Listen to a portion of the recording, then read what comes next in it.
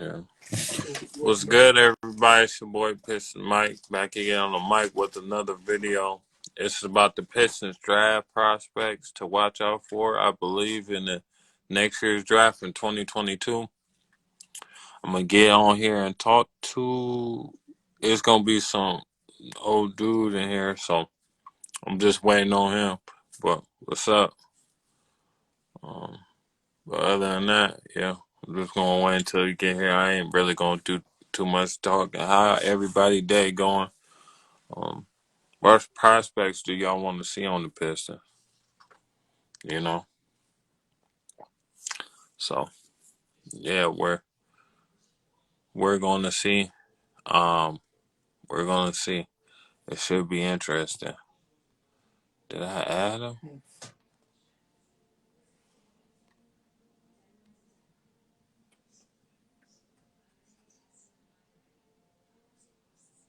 Oh, he's unable to join. All right. You'll see. But yeah.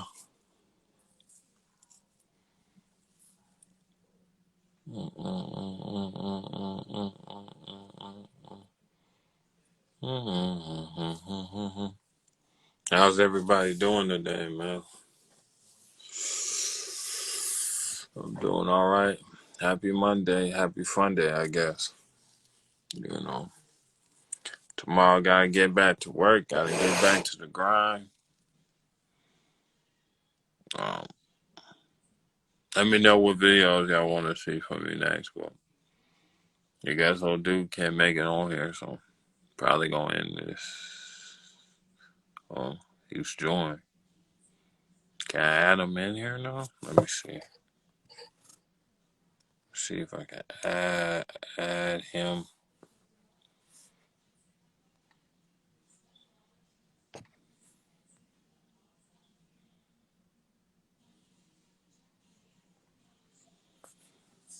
You trying to figure it out, bro?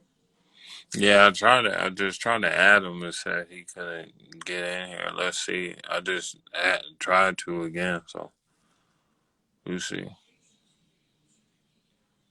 I was talking about brother. You trying to set up an ID live for his stream for his channel? Like I'm talking to him, I'm not actually helping him. I'm trying to get him. Yeah, I've been doing good, bro.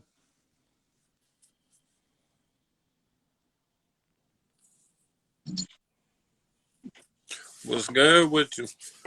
Not much, man. What's up with you? Not much. Just been, working. Even on my off days, I'm always working, doing something with the Pistons. Yeah, let them know all about it. Let the Pistons, let them know where they can follow you. All that. So I'm Steve Pelletier. I write for DetroitBadBoys.com. If you're not hooked up with the site, you should hook it as soon as possible. It's the best place for Piston stuff. So today I'm starting like a weekly column of draft prospects. Like that's kind of my thing. I've started to do draft prospects. I've been on NBA Draft Turkey show once. Check that out. Rafael Barlow. I think he's the best in the business out there. So yeah, definitely check it out. Yeah. Be sure to check it out, you guys. This dude's helped me a lot. He has some really good articles. He has helped me, a lot. I'm not going to even say not about Piston topics because it's kind of hard to come up with topics sometimes. Yeah. Especially this early in the season, though. I think you always have good stuff, original and out there. It's not just like repeating things, and you're not somebody that's just going to trash the team. So. Mm-hmm. Yeah, for sure. I know it's a learning process, as somebody, I used to play ball all the time, before I thought I was going to be an NBA player. It didn't really work out for me, but, it's all about a learning curve. We just going through our bumps and bruises right now, and we'll see where the team is going to be. The team is looking beautiful, we just got to put it all together. I think we so. Yeah, and I mean, Cade, it all comes down to Cade. If you don't have that number one guy, then it's kind of a moot point. Like Grant's been okay. It's like everybody's kind of keying on him, so it's just hard. He's not a surprise anymore. You know, and I think once Cade comes in, he's going to relieve a lot of pressure. Once he start coming on, he's going to leave a lot of pressure on the defense because the defense is not Mhm. worrying about Grant. They're going to be worrying about Cade, and then you're going to start to see Jeremy Grant get into his offense a lot more. So that's probably Yep. Yeah, I know Bryce Simon, who's Motor City Hoops on the site, and he's got the Motor City Hoops podcast.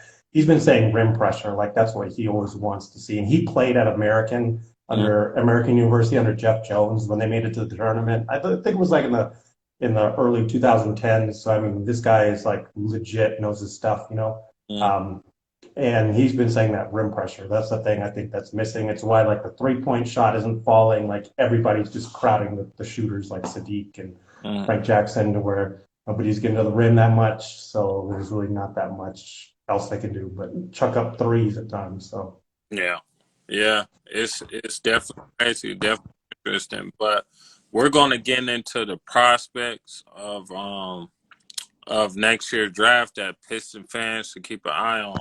Um, mhm. you said Caleb Houstan, Jayden Hardy. Who do you want to talk about first? Because I'm gonna piggyback off of you. I know a lot about Jayden Hardy. I don't know about Caleb Houstan. I'm gonna be real with you. Mhm. I know Yeah, he. yeah, I know he's at Michigan right now. I know he was like a top. He was one of the top. I think he might be a 5-star recruit or a 4 for Michigan, maybe.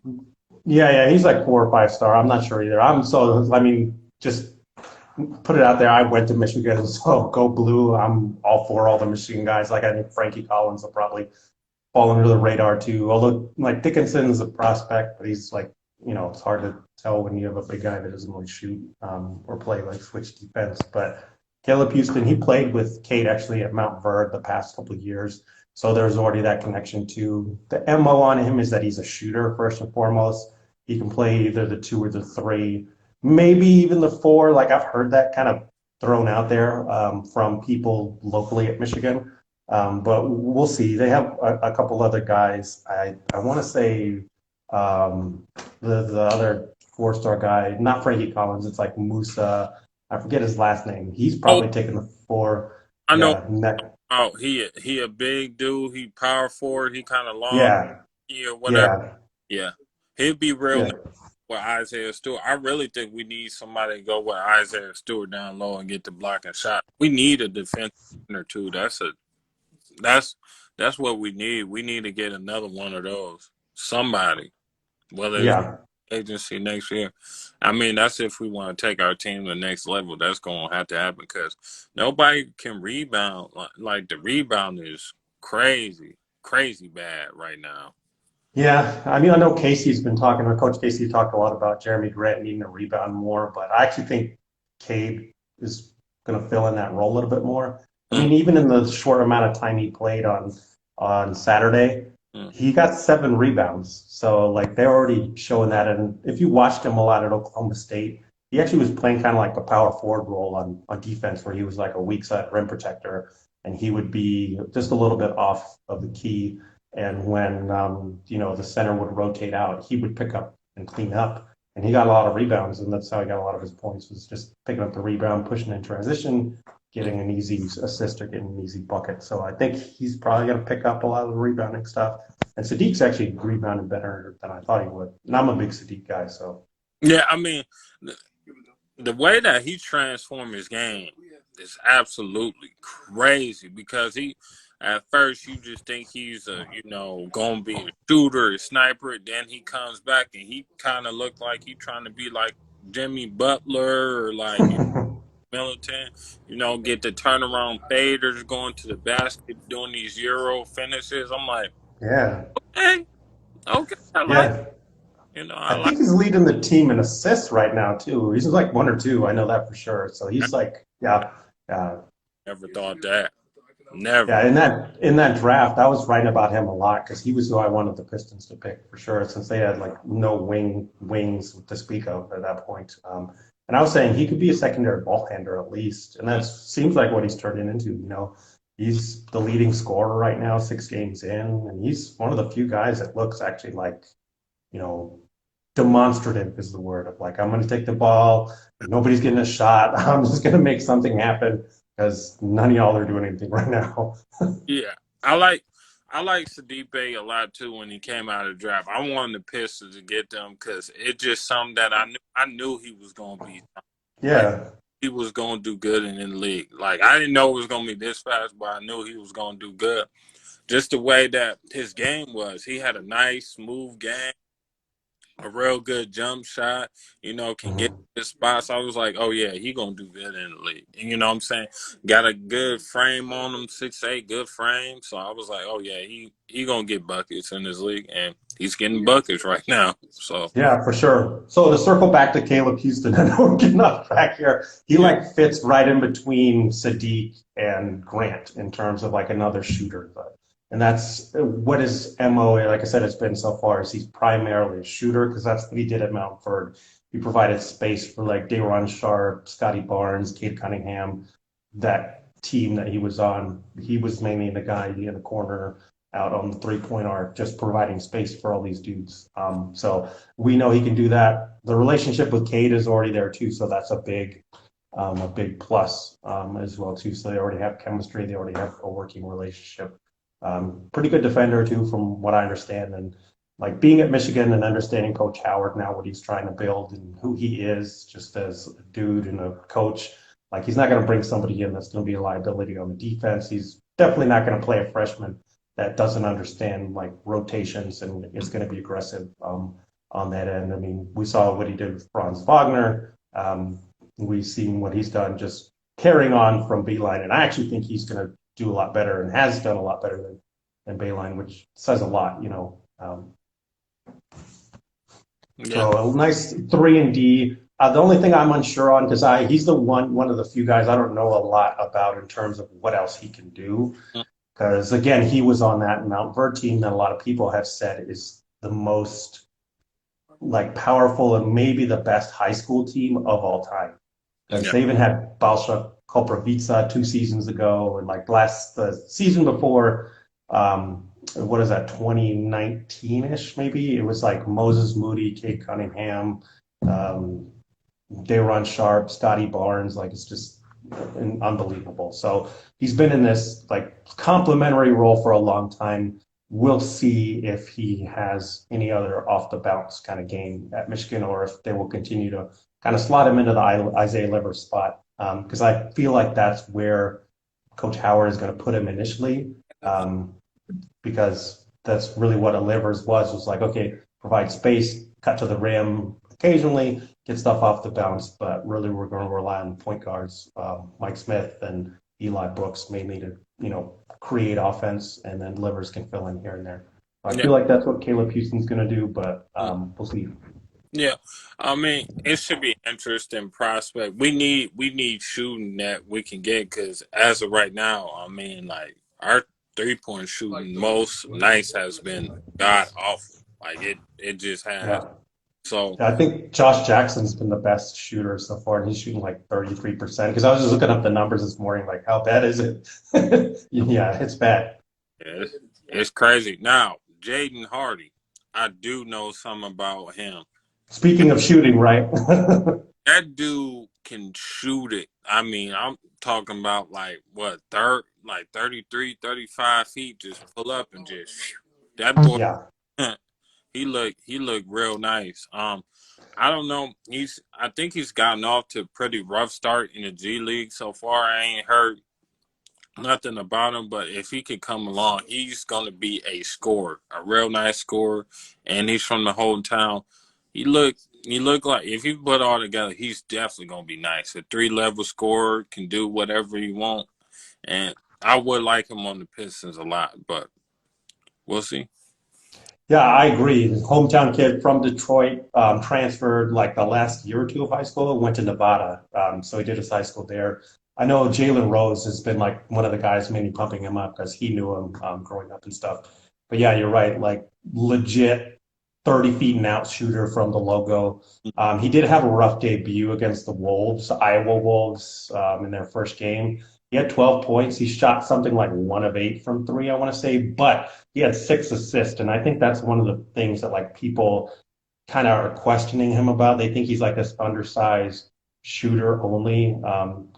like a Bradley Beal without the playmaking type, but like he had 6 assists and he looks like a point guard also. And I know combo guard is kind of thrown out there, but I don't really like that term as much because it's kind of like, you know how people say, oh, he's a combo guard when they can't like really figure out like what to do with him, but they know he's got game. I think Hardy can play points or shooting guard next to Cade, and they can be interchangeable. Whereas both of them have good range as shooters. Both of them can provide playmaking, and really Hardy can be that scorer. And the only thing to fill in now is like how committed is he to being a defender? Because we only have one game of Cade now in the NBA. He did an okay job, like chasing around Cole Anthony and Jalen Suggs. He didn't look like he was outmatched, even recovering from the ankle injury. But I don't really feel like that's his best role of like chasing around point guards. In the NBA, it'd be odd if like that's really what the team wanted him to do, especially after looking at the film for Cade, whereas Hardy has more quickness, a little bit more athleticism. And at 6, so I looked at his listed height and weight on the G League site, and they say 6'4", 188. So he's probably going to be limited to covering, point guards and shorter shooting guards. So he can at least be the one on the primary ball handler, point guards, and can do what he does. Weak side rim protector, rebounding, being able to get the ball and push in transition. So. Yeah, that's what I heard about him in high school. I think in high school, his last couple of years, even though he was putting up about 30, he had like 7 or 8 assists average. So I think he is underrated playmaker. I think he can thrive in that role. Like you just said, if you put him next to Cade, man, that's a dangerous backcourt, man. Yeah, and obviously it's too early. Like I don't ever like evaluate off high school film too, because I think like if you're at this level, everybody has dominant high school film too. And I'm with Russell Westbrook in terms of like not creating a narrative on a kid before he's an adult, But I do know he's something like supercharged CJ McCollum, to where that guy that can move off ball, he can be your secondary ball handler and stuff, and still get buckets and work with another primary ball handler. So. A guy that I wanted to touch on that I think is kind of under radar. I think I got 1 or 2 guys to talk about just to let you know. Is Terence Shannon Jr., I believe. Yeah, Texas Tech. Yeah, Texas Tech. Reminds you of kind of like a Kelly Oubre type, left hand, you know what I'm saying? Real Tsunami Poppy, right? So I think he would be a nice addition at the 2 guard too. I think he would be a decent scorer, a real good scorer, potential. I don't know if he's a defender or not, but I know he shoots okay from the 3. He shoots about 44, 45% from the field. I think he shot like 35% on the 3. Just a real nice athletic dude.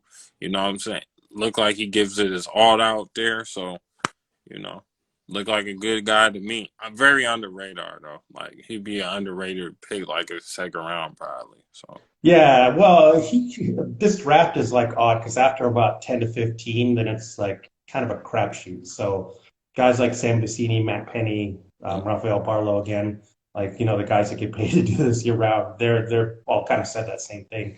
And I know they've been high on TJ Shannon. He's kind of like in the Andre Iguodala mold of like 6'6", 205, 215, can play make some, is a super legitimate dunker, like get out of his way when he's in transition kind of thing. Yeah, the shooting is a question mark. He's a good defender, I think. I think he's a better man-to-man defender than like, team concept rotation and stuff. But if you're like, hey, go guard this guy, he's going to get after him. And at 6'6" and like 205, he's got the size and the length to bother a lot of people. The question is shooting, though. He had like a real up and down shooting last year. Like he started the year off, I want to say he was shooting something like 38%, and then he just went ice cold for a while. And then he kind of picked it back up along the way. He was also in a weird situation where like Chris Beard, their coach, for some reason thought Mac McClung was like who they should give the ball to all the time. So that's who dominated the ball mostly last year. And so TJ was kind of stuck in this role sometimes of just like standing in the corner when that's not his game. he's better with the ball in his hands, attacking off the dribble, and stuff like that. So that season it's kind of hard to evaluate him on. Kevin O'Banner, who played at Oral Roberts last year with Max Asmus, transferred to Texas Tech. So now he has a better big guy down low to do pick and roll with. And O'Banner's a pretty good shooter, so he's got, some gravity to leverage and pick and pop. So I think TJ Shannon will have a bounce back year, and which is kind of bad for us because I think he's going to end up being like a first round pick because wings at that size that can handle the ball and are good defenders, it's just hard not to keep them out of the first round. Yeah, I mean, I just think he's a real good guy looking at. And speaking on, we gonna talk about that one dude. Let me remember, Johnny Juzang. Oh yeah. Man, he is nice. I like He is. I like the way that he came. I think he came out and just went crazy in the tournament and led them to the Final Four. Just got the scoring. Looks like a 3-level scorer. They question. I think the biggest question part is athleticism. He's not really quick guy, but we seen guys that have real skill and the fundamentals overcome that. I think he can overcome that because I think he's a decent enough shooter to overcome that and just know how to get to the spots. I think he's going into his 3rd year of college, and what most draft scouts don't understand is these dudes who be 2, 3, 4 years, sometimes they a lot more NBA ready than a lot of people think. So yeah, and he's got that Kentucky bump too, to where he started at Kentucky, and we've seen with a lot of guys now like Tyrese Maxey, Bam Adebayo, Manuel Quickley, where it's like something about playing at Kentucky doesn't unlock your game until you're in the NBA, apparently, where you get better. So he started there, then went to UCLA, and yeah, you're right, he just went bananas in the tournament. And they started as one of those play-in teams, they had to play that first game before they even got in the tournament. So he got hot at the right time. But yeah, you're right about the athleticism because he went to the NBA Combine, and just from what I understand from like hearing reports on podcasts and reading them, he didn't do so well. He didn't impress, I guess is the best way to put it. And so that's what made him return to college, which to me is ridiculous. Like, oh, here we have a full season of him, being their offense, right, at UCLA, and their team is not that great outside of him on offense anyway. He carried them, right? And he carried them all the way to the Final Four, but then he was in the gym for a week and they didn't like how high he jumped. And it's like, what are we doing? But yeah, I'm with you. Like I'm definitely a big Juzang guy. I think he should be a first rounder, but if you look at mocks and stuff now, they still have him in the 2nd round, which is totally fine with me if the Pistons could sneak in there and get him, because he's one of those guys that's a throwback of like he doesn't need the ball to score. He's an off-ball guy, and that's how he gets his points. Even if because I was watching the film on his Final Four last night, and then I was like, oh, this isn't as good as I remember it being. And then I had to kind of catch myself because I was like, he's not dribbling. That's what it is. He's mainly doing these like 1-2 dribble pull-ups, running off ball and stuff. But he's a deceptive scorer, I think, to where like he just kind of drops them in here and there and will score in like 5-minute bursts, and then kind of get quiet. And then he'll get hot again, and then you look up at the score and he's got like 29, and you're like, oh, how did that happen? So I think that's another great compliment to even somebody like Killian, we've seen already needs the ball. He's a point guard. He sets up other people he can drive in. Whereas somebody like a Johnny Juzang would help out a lot with that, right? Where he's continuing moving off ball. He's going to find open space, and Killian's going to find it because he's got vision. So I think somebody like that, even for somebody like Hamidou Diallo, who unfortunately we haven't seen a lot of so far, but Diallo's another guy that really can attack the basket and is developing as a playmaker. So I think he's another, Juzang would be another guy that would be in the rotation. Similar to somebody like Cameron Johnson in Arizona, Phoenix, where it's like he just works. Like he works in any lineup, he works in any spot because he's just going to chuck up threes, make them at a high volume. And he's what I call a legit shooter, meaning that like over half of his attempts come from three, and he shoots above 35%. Those guys are hard to find, and you just cannot have enough of them on your roster, right? Yeah, Johnny Juzang will be definitely at the bare minimum in the NBA, he's going to be a 6 or 7 man. Like I can see Yeah. he is 6 or 7 man. Come off whenever you need a scoring punch, put him in the game. He's gonna come off the screens. He's gonna light it up, and then he's gonna do his job. Yeah, yeah, definitely. Yeah. So who is P PJ? PBJ, Patrick Baldwin Jr. So Oh he's yeah. a five-star recruit. He went to Milwaukee, Wisconsin to go play for his dad.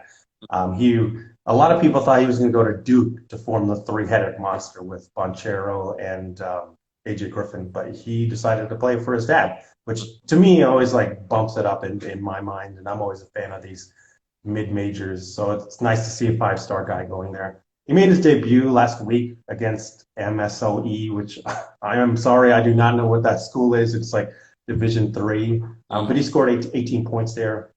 6'9", 220 is what they list him at, which seems about right. He also played with Team USA over the summer with Jayden Hardy and Kennedy Chandler and Chet Holmgren, those guys. He mainly is like this forward shooter. Picture perfect stroke from deep. I mean, he's got an awesome jump shot. It's uncertain what position he's going to be right now. 6'9", 220. He could be anywhere from a 3 to a 5, right? But we'll see how he's going to be utilized at Milwaukee. Over in Team USA over the summer, he was mainly like the floor spacer, the guy sitting in the corner, the guy sitting out above the break to provide consistent spacing for Jaden Ivey mainly and Chet Holmgren. So those guys can operate inside where they want to work. But I think he's got a little bit more off the bounce game than people give him credit for. And we'll see about his playmaking though. I think even if he just ends up being like a really good shooter at 6'9", 220, as we've already kind of seen with Jeremy Grant, we're not so everybody's always speculating about trade stuff, right? I think having another guy at that size that's a legit shooter and has this other upside to be another creator is great. And if he can play the 5, that would be awesome because then we do have this other guy next to Isaiah Stewart. Isaiah Stewart can, hustle, get in people's faces, rotate and stuff. And then you have another guy that has a Kelly Olynyk-like skill set, but actually plays defense, much more athletic, and has more off the bounce type of game. So I really like Patrick Baldwin Jr. He's my favorite so far in terms of like if the Pistons landed another top 5 pick. I'd be pushing hard for him because I think he fills a lot of different roles and can be somebody like I'm trying to think of somebody at that size to compare him to. Maybe like a Detlef Schrempf kind of guy. I think the guys on the draft deck, Corey Tolliba and Albert Gim, when I was listening to their podcast on him, Patrick Baldwin Jr. the other day, that's who they were kind of saying, and I was like, yeah, I could see that. So, and if you don't remember Detlef Schrempf, those Supersonics and Pacer teams, like he always put up 20. He was always a good shooter, did a lot of things, but did it kind of quietly and always was up there. Yeah. I've seen a little bit of him. He's definitely he's a really good shooter. I can really say he's a really good shooter. He's gonna, at the bare minimum, he probably will be a really good shooter. Probably real quiet, doesn't really cause a lot of too much, doesn't nobody know, oh, he's got 20. Like, yeah, he's one of them type. Yeah. Yep, exactly. And the one guy you want to talk about from Arizona, I think his name is don't get me wrong. It's Benedict Mathurin. Yeah, there we go.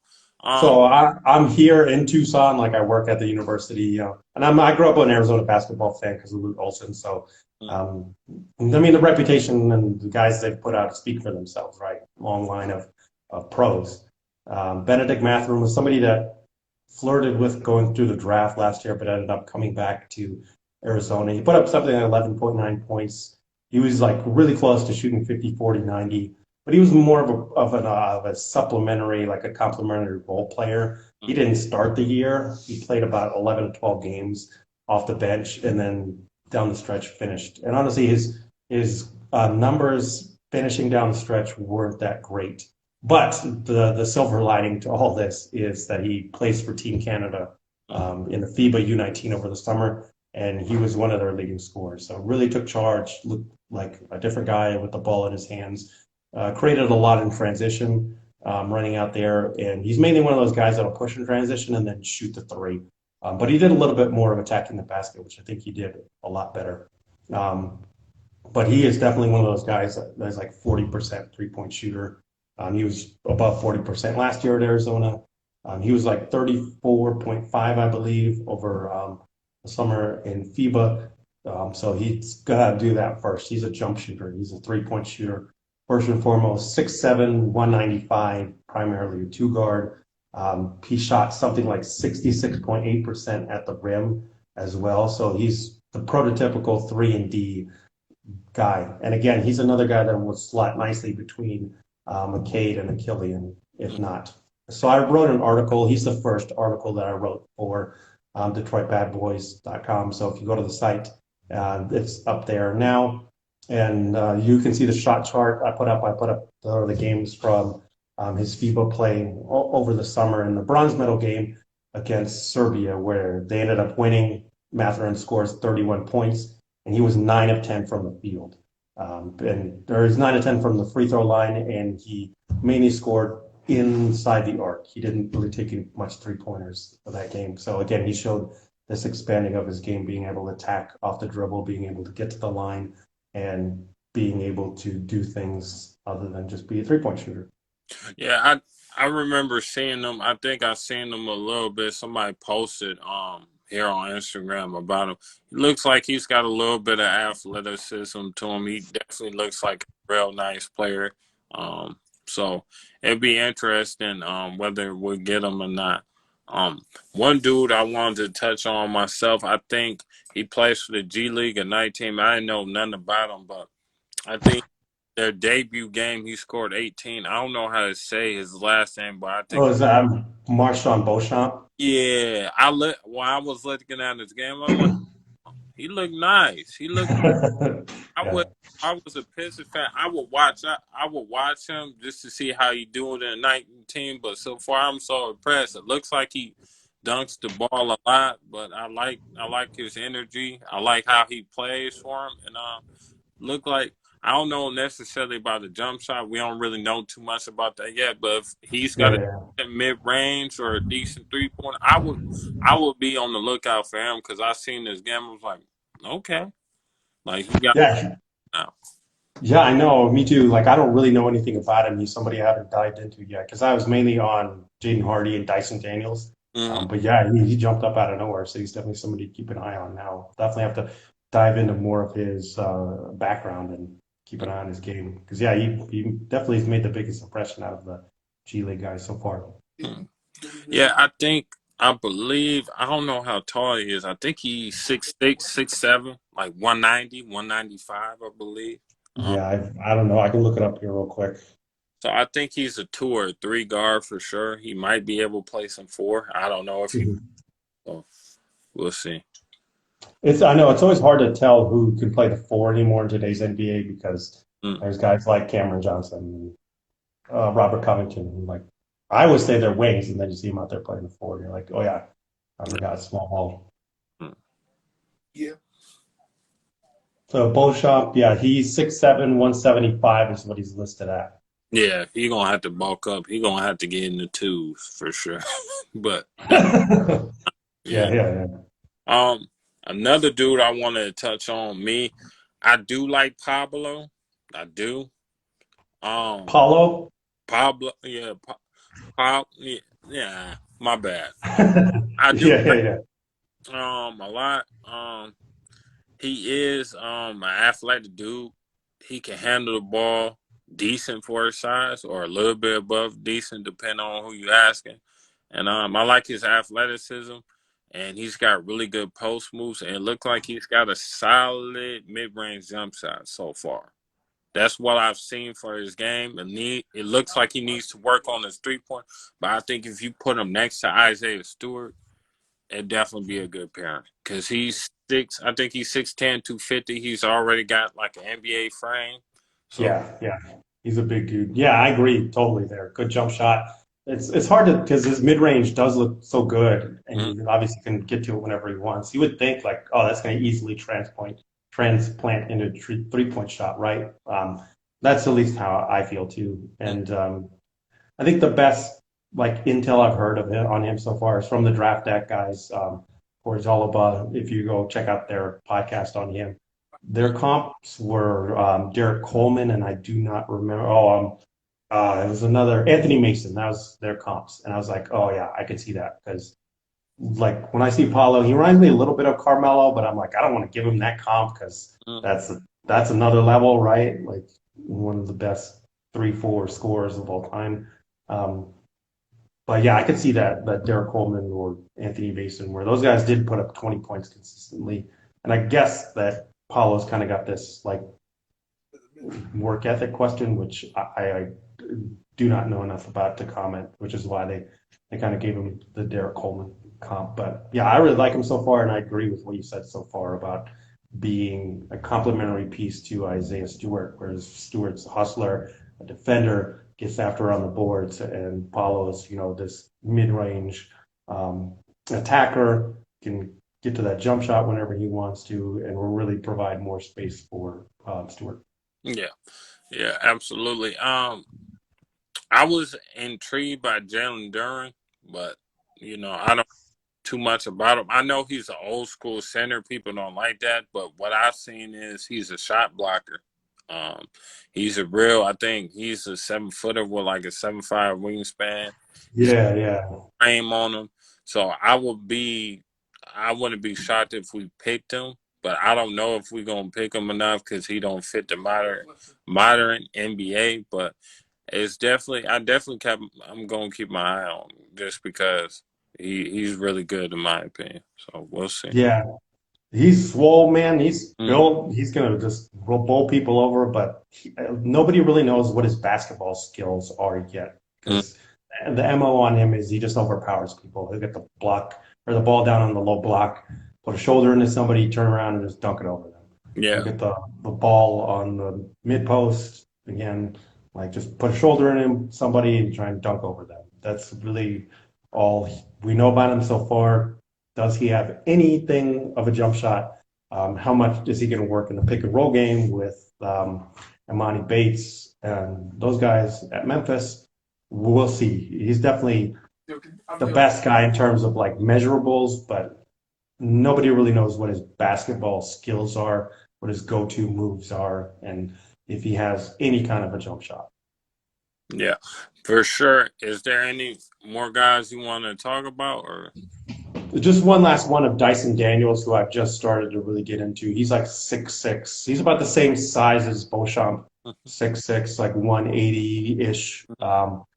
Really good ball handler, good defender, great playmaker. He averaged something like 4.5 assists in a FIBA U19 play for Australia.